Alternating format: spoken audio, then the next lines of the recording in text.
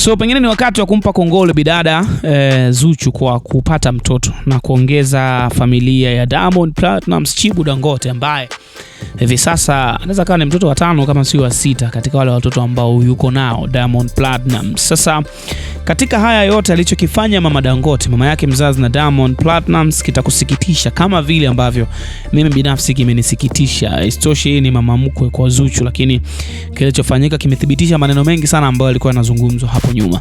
Sasa nitakueleza kila kitu, lakini kabla sijakwambia, tafadhali show love kwa kubonyeza alama ya subscribe hapo ili uendelee kuwa mtu wa kwanza ambaye unapata story naweza kuletea kila siku na kila wakati. Sasa kama nilivyosema, wote tunafahamu kwamba bidada Zuchu amejifungua, japo wengine wanadhani kwamba ndio ujauzito wake mkubwa kutokana na picha alizoziposti siku ya jana, lakini ukweli ni kwamba bidada tayari alikuwa amekwisha jifungua.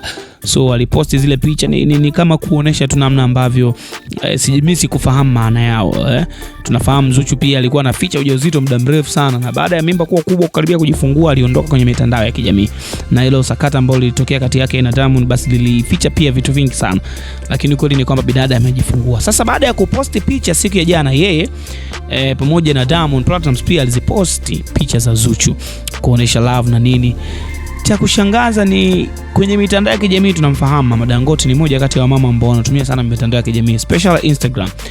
Hatukuona chochote ambacho amekiposti, hatukuona comment yote ama like yote kwenye zile posti mbili zilizopostiwa na Diamond pamoja na hii ya Zuchu. Sasa hii inaonyesha chuki ya wazi ambao pengine huyu mama amekuwa nayo kwa Zuchu kama ilivyokuwa inazungumzwa muda mrefu.